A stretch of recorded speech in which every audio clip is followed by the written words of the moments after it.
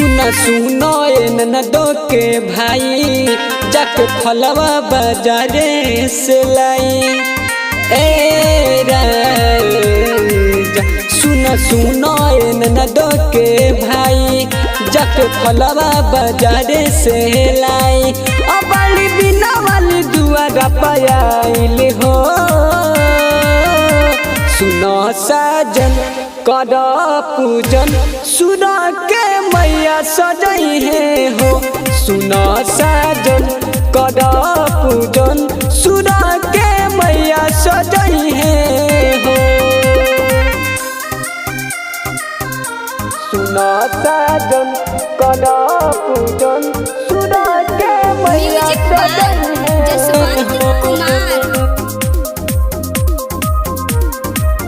हाँ तुहके बनाई दी है मैया गवैया।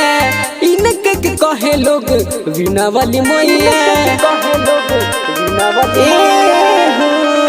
तुहके बनाई दी है मैया गवैया। इनके के कहे लोग वीणा वाली मैया। ए राजा देरी ना लगई हो। सुनो साजन कर पूजन सुना के मैया सजई है हो। सुनो साजन कर पूजन सुना के मैया सजई है हो।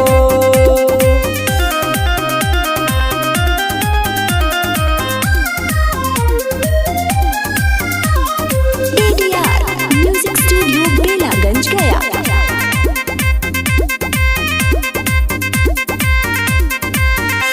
सुनो साजन कर पूजन सुना के मैया सजई है।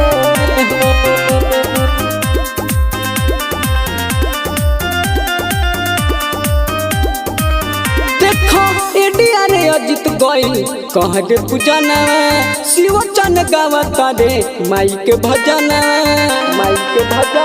सुनो तारा ADR अजित गइल कर पूजन शिव चन गावता रे माई के भजन। सुध सरगम पौआ पखारे हो। सुनो साजन कर पूजन सुनो के मैया सजई है हो। सुनो साजन कर पूजन सुनो